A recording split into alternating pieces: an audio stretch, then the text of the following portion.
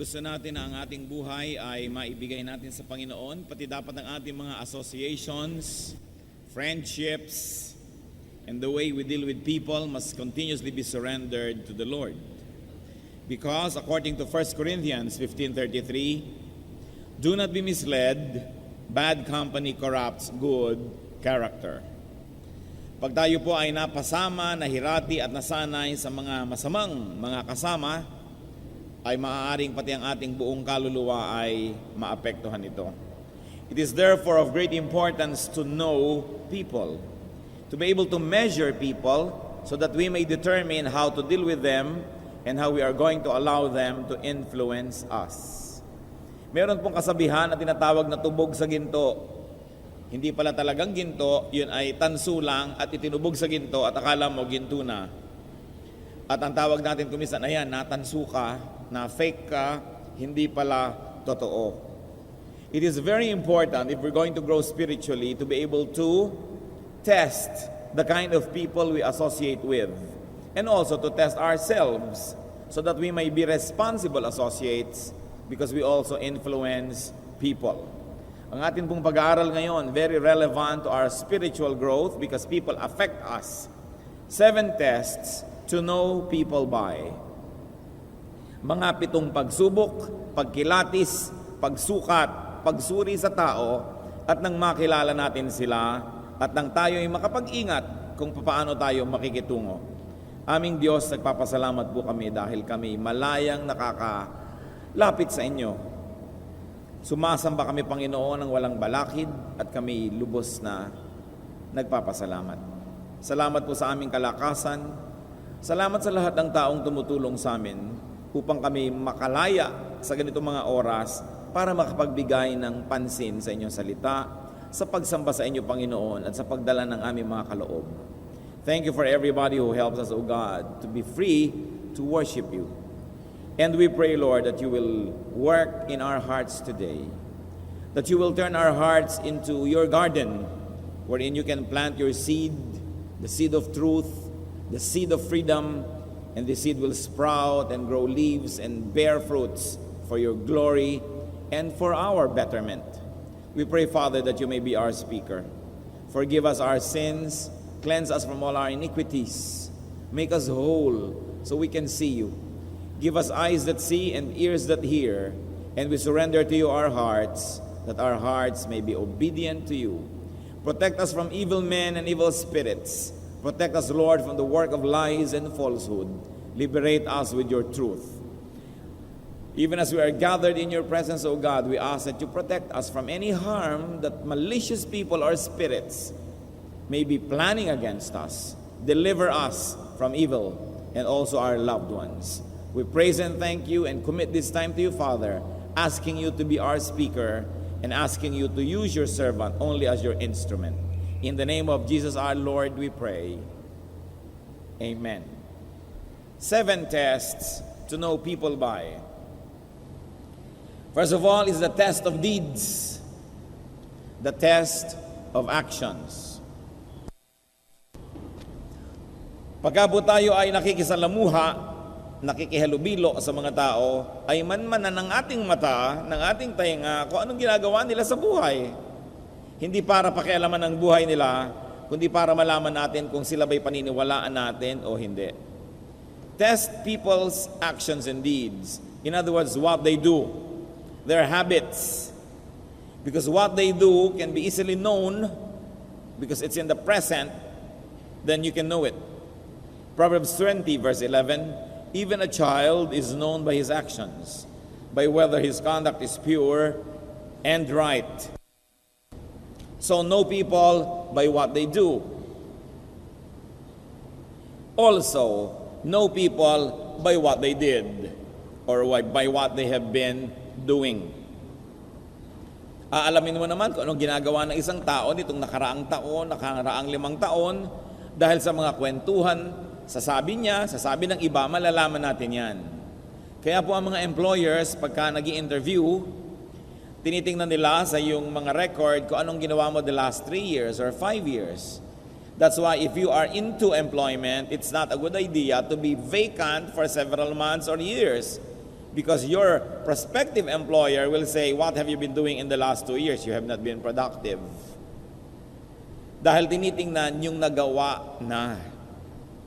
Not by one isolated deed. We cannot judge a person by one isolated deed. Nagkamali minsan, nadapa, merong nagawang hindi tama. Yun ay tinitingnan natin by batting averages, by track record. Ano ba yung pattern ng ginagawa niya? Hindi yung minsang pagkakasala ay itatali mo na siya doon. Pero ano bang paulit-ulit niyang ginagawa? Ano yung kanyang habit? And never be taken by people's intention. Huwag kayong padadala sa ipinapangako, sa mga plano, sa sinasabing ito ang aking gagawin. Ang tingnan ninyo, ano na ba ang nagawa? Why?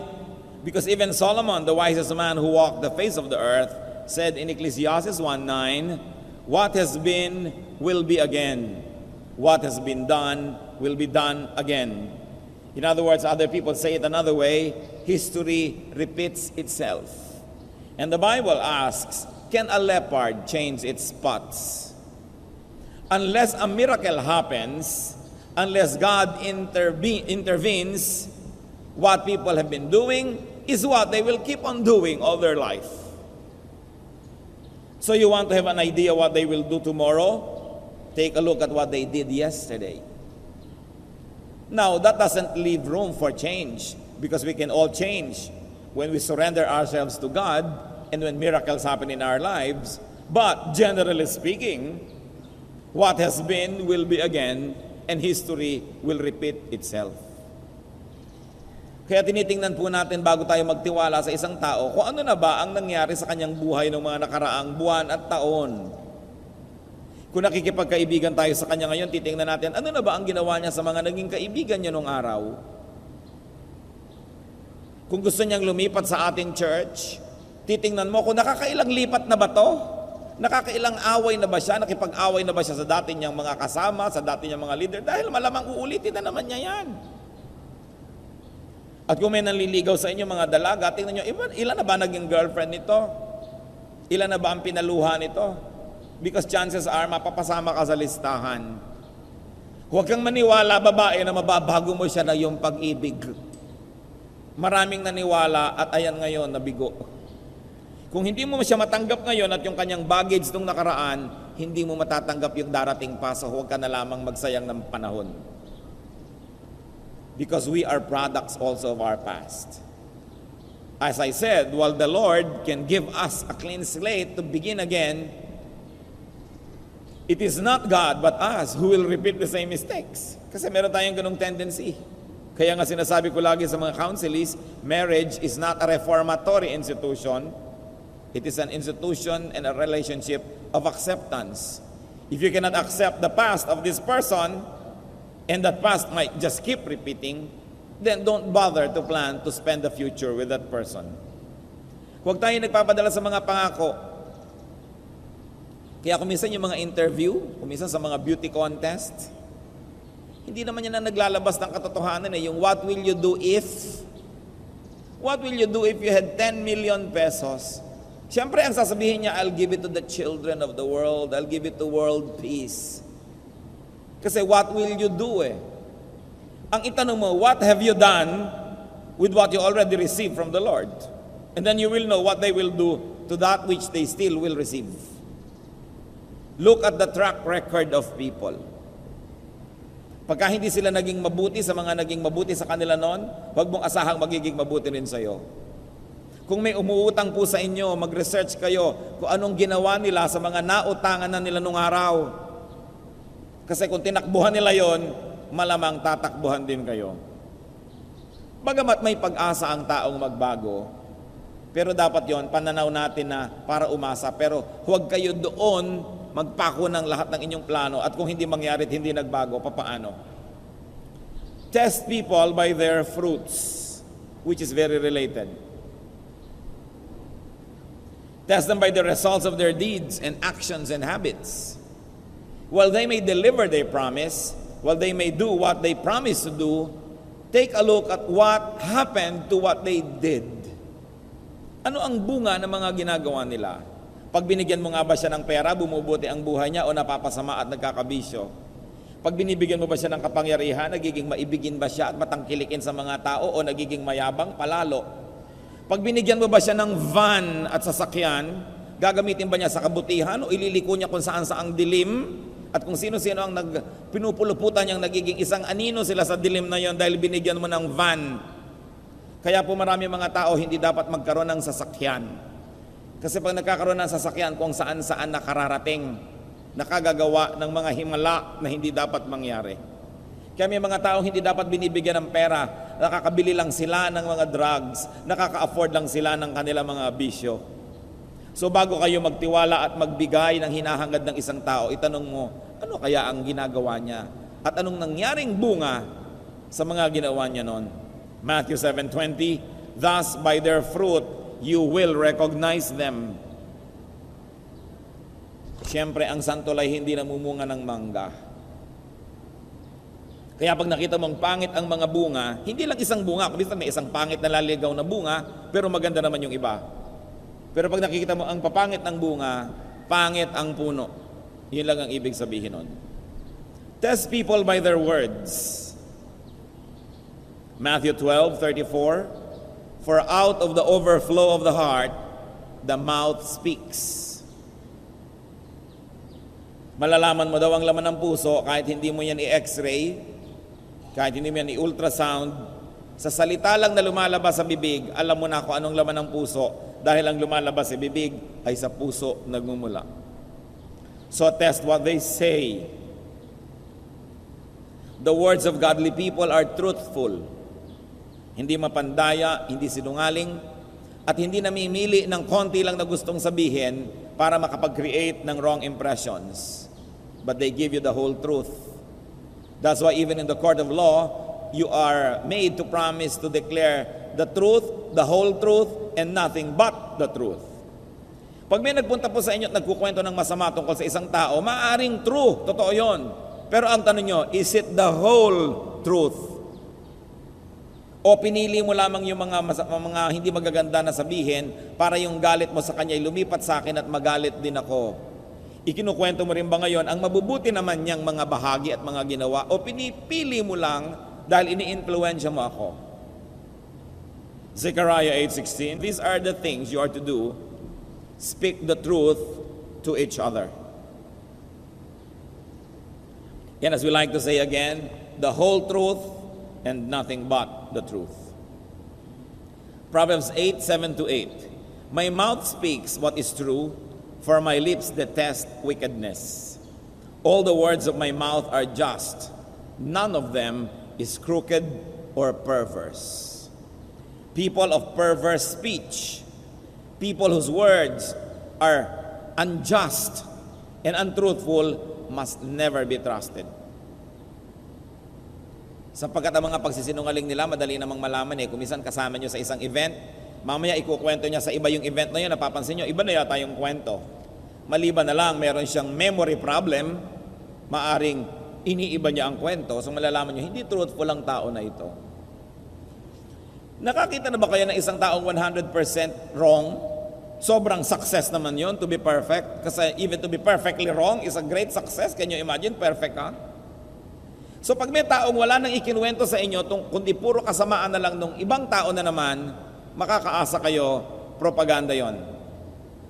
Kasi yung ikinukwento niya alangan mang 100% wrong. So do not trust such people.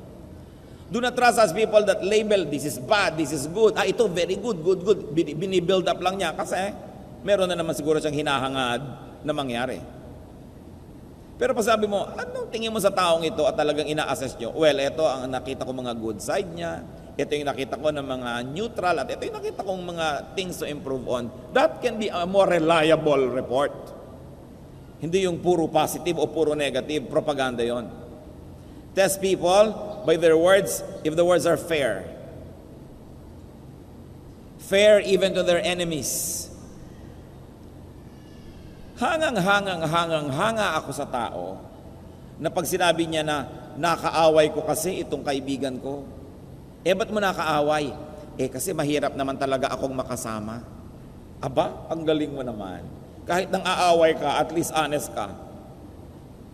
Pero pag sinabi ko, nakaaway ko yung kaibigan ko, bakit? Ang hirap naman talaga niyang makasama. Doubt na ako agad nun.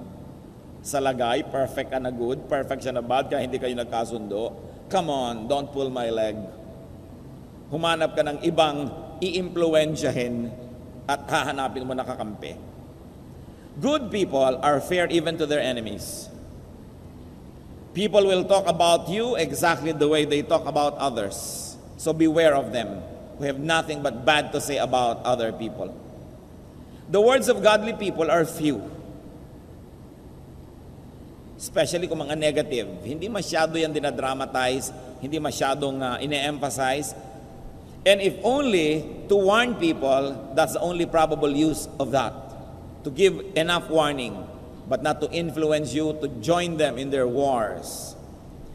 Even yung pakikipag-usap sa Diyos, hindi dapat kang masalita. Sabi sa Ecclesiastes 5:2, do not be quick with your mouth.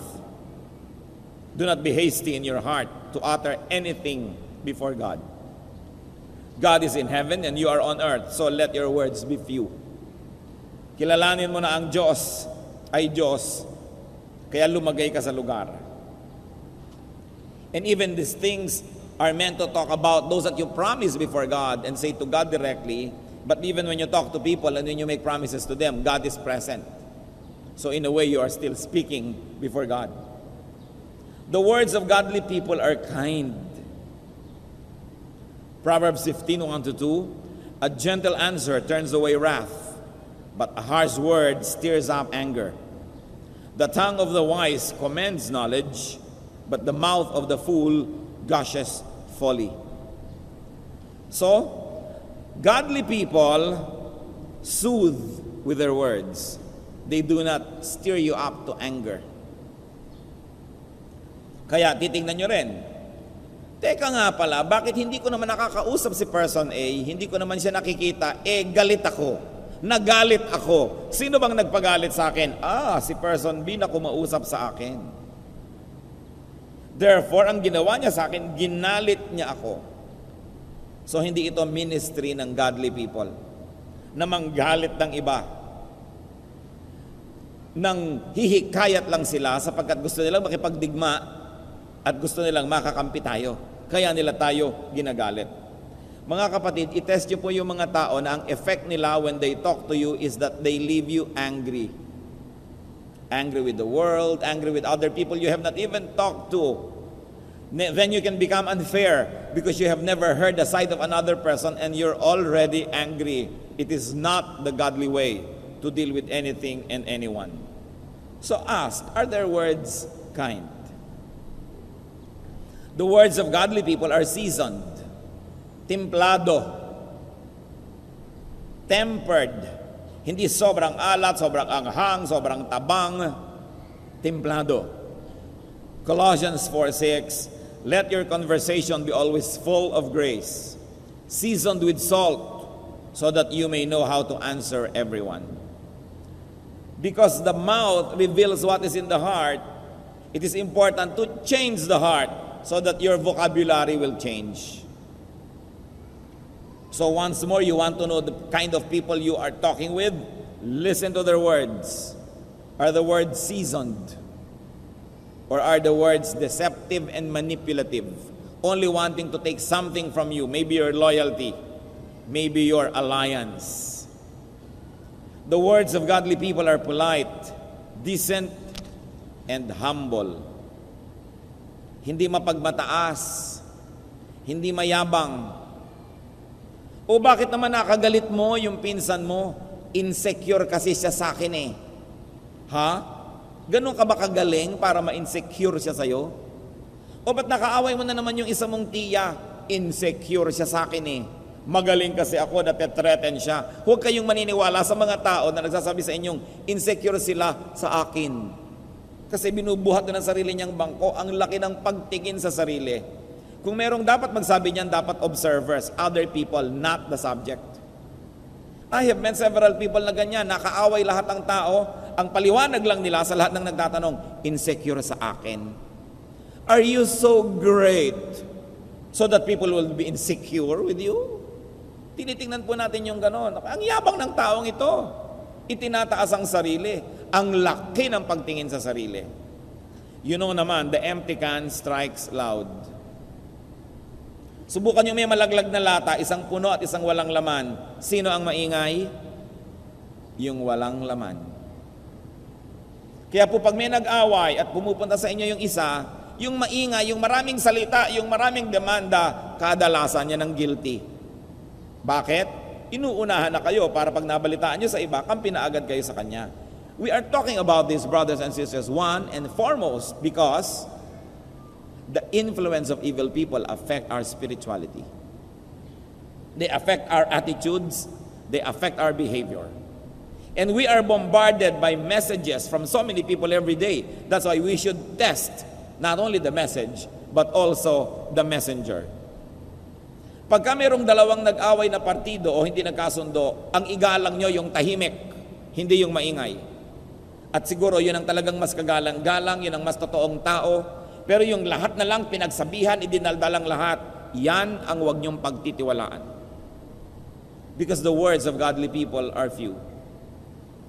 Now, another test that we can give to people is their attitude towards something wrong. Pag may mali, pag may problema, anong ginagawa nila? Pinapalalaban nila o nilulutas nila ang suliranin? Godly people right a wrong, not worsen it. Okay, hindi kayo nagkasundo. Anong ginawa ng isang tao? Pinalaki, pinagulo. Hindi makadiyos yan. Because God is God of peace. Amos 5:15, hate evil, love good. Godly people repair a damage, not aggravate it. Hindi pinapalaki ang maliit na problema. Godly people do what must be done, not avoid it. Hinaharap ang dapat na harapin at hindi ito tinatakasan. Romans 12:17, be careful to do what is right in the eyes of everybody. Brothers and sisters, be careful to do what is right in the eyes of everybody. It means not only in the eyes of those who are with you, but also in the eyes of those who are against you. That you will also pass their test. Na ang sinasabi mo sa partido A, pag na sinabi mo sa partido B, pareho pa rin ang sasabihin mo because you are doing what is right in the eyes of everybody, not only in the eyes of your particular audience. Hindi mo iniiba-iba, ibig sabihin lang nun may deception. Godly people turn bad to good. They turn good to better. And whenever possible, by God's grace, turn better to best. Titingnan po ninyo ang ginagawa ng mga tao. If they turn something good to bad, then these are not godly people. If they turn something better to a lesser one which only becomes good, better na nga. Because we should increase in glory, in godliness, in correctness every day. Another test to know people by, and this is very important, the test of gratitude. Colossians 3:15-16. Be thankful. Let the word of Christ dwell in you richly as you teach and admonish one another with all wisdom, and as you sing psalms, hymns, and spiritual songs with gratitude in your hearts to God. So what is the verse telling us? That we should be expressive of our gratitude to God. It goes without saying that we should also be grateful to the instruments of God in our lives. That we should be grateful to people who do us good. That we should never forget people when they do good to us. Ang mga ahas lang po ang tumutuklaw sa mga kamay na nagpapakain sa kanya. Some years ago, there was this news that I heard about that happened in the United States. Sa United States po kasi pag tumawag kayo ng 911, lahat ng klase ng emergency, pupuntahan kayo ng pulis. Sa ibang city, dapat pag nag-911 kayo, less than 3 minutes, nasa bahay nyo na dapat ang pulis. Magrereklamo ka na pag wala pa. No? Sa ibang cities, 5 minutes. Sa iba, less. Merong natanggap yung 911 na call at natitrace naman nila yung telepono kung saan yung lugar, saang bahay yun, natitrace nila yan, nagpapatulong, hindi na nasabi kung ano yung dahilan, nabitawan na yung telepono, so pinuntahan ng mga pulis. Ano po ang nakita nila? Itong babaeng nakahandusay sa kanyang kusina, patay. At pagkatapos may mga dugo doon sa sahig na parang papunta doon sa kwarto, sinundan nila. Ano po ang nakita nila doon? Sino yung pumatay sa babae? Isang sawa na patay na rin. So ang babae pa lang ito ay may alagang sawa. At minsan, siyempre yung sawa, nagpakasawa, kaya dapat ang inyong kasama, tao na nagpapakatao. No? Yung sawa, nagpakasawa, nilingkis siya habang siya nagluluto. Akala niya siguro, nilalaro-laro lang siya. Baby, baby. Hanggang mamaya, sumisikip na ang mundo niya, nakahalata siya. At nung ayaw siyang pawalan, at nakita niya, threatened na yung life niya, tumawag na siya sa 911. Alam niyo naman yung mga kusina sa Amerika, nandun ang telepono. At nung hindi pa siya pawalan ng ahas na ito, obviously, kumuha siya ng kutsilyo at pinagsasaksak na rin niya yung ahas, kaya later on, namatay din, pero napatay muna siya. Moral lesson, alam niyo yan, huwag kayong mag-alaga ng sawa kung ayaw niyong malingkis. At paano niyo malalaman kung ahas ang isang tao? Tingnan niyo kung may mga inahas na. Diba? Dahil sabi nga natin, look at the history eh. Ngayon, you might have the privilege to be the first one. Wala kayong matitingnan. But chances are, kung yan ay more than 20, 30 years old, meron na yung track record ng kanyang behavior. Tingnan ninyo. Kung kinakagat niya yung mga dating tumulong sa kanya, kakagatin din niya kayo kahit tulungan niyo siya ngayon. Kung tinutuklaw niya yung mga dating gumawa sa kanya ng mabuti, at ngay galit na siya, tinutuklaw-tuklaw niya, asahan niyo pag sa inyo nagalit, tutuklawin kayo. Naku, marami na tayong nakita, sweet na mga families, magkakaibigan, pasyal dito, labas doon. They have business together. Mamaya, minumura ang isa't isa, nagkakagalit dahil nag-awaya na sa pera. Yung mga sweet, kaibigan. Ako, kung gaano kaya katagal na naman ito, bago sila magpuntahan na naman at magdemanda. Ako, hindi po ako binayaran, hindi tinupad ang salita. Kasi tiwala kayo ng tiwala, tingnan nyo ang track record. Kung marami nang nakagalit, chances are makakagalit din kayo. Isang napakalaking pagsubok sa pagkatao, dapat marunong tumanaw ng utang na loob. Pagka sila ay nagsasalita ng pangit laban sa dating tumulong sa kanila, huwag niyong asahan na may mabuting manggagaling sa mga puso ng taong ito. Ang Panginoon man, may pinagaling siyang 10 mga ketongin. Ilan ang bumalik para magpasalamat? Out of 10, only 1. Sa Luke 17:17, Jesus asked, "Were not all 10 cleansed? Where are the other 9? Kita niyo ang Panginoon naghahanap ng pagtanaw, ng pagkilala. Dapat yun eh. Natural yun at yun ang kailangan sa tao. Beware of people who have nothing but bad words about their former friends. Even their former spouses, kung nagkaiwalay na sila, beware of them. Wala na bang mabuting masasabi siya kahit konti? Beware of people who have nothing but bad to say, to say about their past employers. Matapos i-employ, pasweldohin, pakanin, bigyan ng mga privileges, walang masabi ngayon kundi bad, ay makakaasa kayo, maitim ang puso ng mga taong yan. Beware of people who have nothing but bad to say about their past helpers, people who helped them. Sabi nga ng matatanda, ang hindi marunong lumingon sa pinanggalingan, hindi makararating sa paroroonan. Ang hindi marunong tumanaw ng utang na loob ay may mababang uri ng pagkatao. Pag-ingatan ninyo ang ganitong mga tao. Another test to know people is by their desire. Ano ba ang gusto niya sa buhay? Because desire can lead one to become evil. So kung meron siyang gusto, hindi naman masamang may gusto ang tao. Pero ano ang handa niyang gawin para lang makamit niya yung gusto niya? Gustong-gusto niya magka-computer. Gustong-gusto niya magkasasakyan. Gustong-gusto niya magkabahay. Gustong-gusto niya magkaroon ng ganito. Anong gagawin niya? Kakagatin ba niya yung mga dating tumutulong sa kanya? Gagawa na ba siya ng masama? Will play, outside of proper and decent rules? Will hit people by the belt?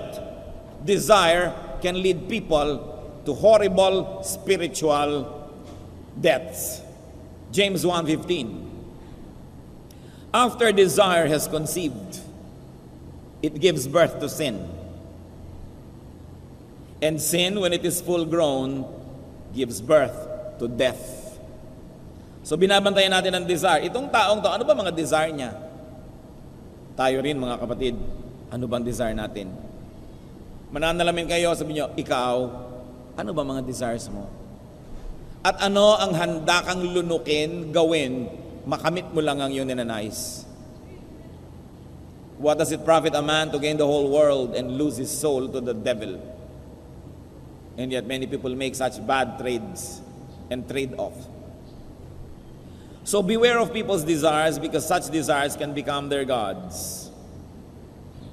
Beware of people who desire material things too much. We all desire material things, pero kanya-kanyang degree. Tingnan ninyo kung yun na lang nang yun ang laging lumalabas sa bibig, yun na lang nang yun ang laging gusto. People who want to be famous, people who want power, and people who are into personal kingdom building.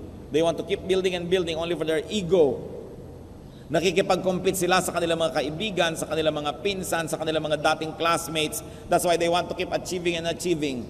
Not to be able to give up themselves to the world, but to build a Tower of Babel for them. Para sa sarili. Another test to know people by is their treatment of lesser persons. At nilagyan natin ng open and close quotation yung word na lesser. Yung tao na sa tingin nila, less than they are. This could be your captives, your prisoners, physically or psychologically. Useless people, it makes with people who have no use for you. People you have no use for, rather. And sometimes even beneficiaries. Be sensitive to how people treat people that they help. Siyempre, lagi tayong polite sa mga taong tumutulong sa atin, pero magalang pa ba tayo doon sa tinutulungan natin? Siyempre, magalang tayo sa mga taong nagbibigay sa atin, pero magalang pa ba tayo sa binibigyan natin? Sumasaludo ka doon sa mas malakas sa'yo, pero sumasaludo pa ba tayo doon sa mas mahina? Matthew 25:40, ano po ang kwento ng Panginoon? At the end times daw, bibigyan niya ng mga gantimpala yung mga tao. Tinanong, bakit niyo po kami bibigyan? The king will reply, I tell you the truth. Whatever you did for one of the least of these brothers of mine, you did for me. Hindi sinabi ng king na ito, who represents God in the story, that whatever you did for the greatest people, you did for me. Sabi niya, no, what you did to the least, you did for me. So ang tao, malalaman nyo kung paano niya tinatrato yung kayang-kaya niya. Paano niya tinatrato yung nangangailangan sa kanya pero hindi niya kailangan. Dahil yun ang tunay niyang pagkatao. Paano niya tinatrato yung mga taong dating kailangan niya pero hindi na niya kailangan ngayon? Paano niya tinatrato yun? Then malalaman niyo kung anong uri yan ng tao. Romans 12:16, do not be proud, but be willing to associate with people of low position. So all in all, we discussed 7 major tests to know people by. Not to be judgmental, brothers and sisters, but to be wise. Sabi po ng Panginoon, be as innocent as doves, but be wise as serpents. Do not allow such people who fail this test to affect you, to influence you, because they will lead you to wrongdoing. Test and know people. Your associations can affect your opinion and thoughts, your activities, your spirituality, your future. Do not associate with evil and ungodly people.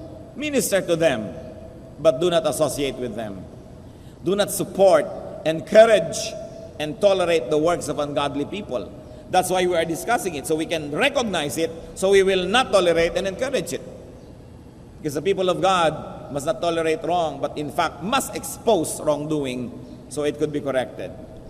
Test others, but more importantly, we should test ourselves.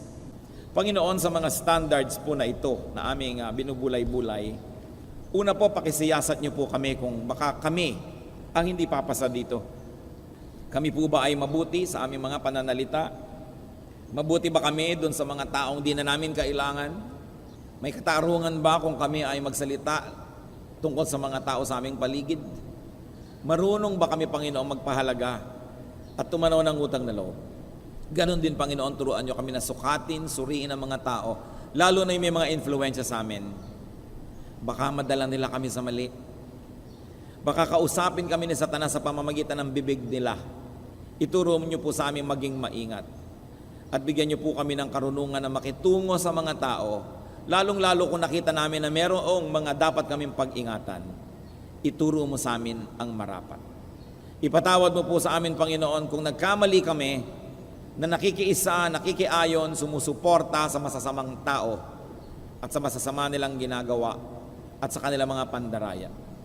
Ituwid niyo po kami nang ang ibinibigay niyo sa aming lakas, kayamanan, panahon, magamit namin sa pagsuporta sa tama at hindi sa mali. Teach us to be just.